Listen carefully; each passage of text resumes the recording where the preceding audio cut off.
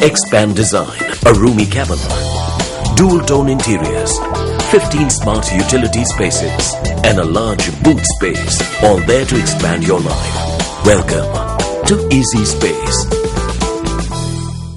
Now quickly switching back into some international news, the new government of Prime Minister Narendra Modi of India released a budget that it said would revive economic growth after the longest slowdown in a quarter of a century, even while curbing borrowing.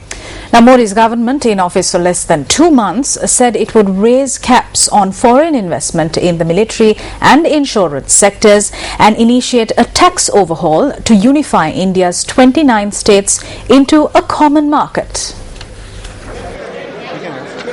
This will be Indian Prime Minister Narendra Modi's first major test of his reform credentials amid early doubts about his willingness to make unpopular decisions. The budget is expected to unveil bold reforms in a bid to turn around an economy growing at decade lows, but there won't be major changes to taxes, according to a Reuters survey. Foreign banks watching India have played up expectations of strong action on tax reforms, privatization and subsidy cuts after the young government's drumbeats in recent weeks. As Finance Minister, I am bound to usher in a policy regime that will result in a desired macroeconomic outcome of higher growth, lower inflation, sustained level of external balance and prudent policy stance. We shall leave no stone unturned in creating a vibrant and strong India. The prevailing economic situation presents a great challenge. The target of 4.1% fiscal deficit is indeed daunting. Difficult as it may appear, I have decided to accept this target as a challenge. One fails only when one stops trying. Our bureau correspondent from India, Sarmista Sarkar, now joins us over the phone with an update on the budget that was presented earlier today.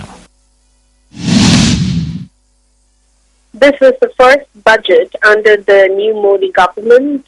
People were really skeptical. They were really looking forward to this budget. Many analysts are of the opinion that previously to big-ticket events, that those are the economic survey and the railway budget, failed to impress the markets, and for that reason the expectations were more.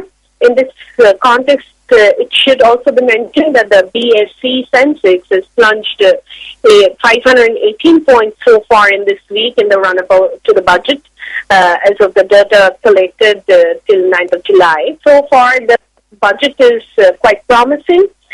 People were hoping that it's going to be very conducive for the middle class, and as of now, what we can see, the reactions have just started coming in.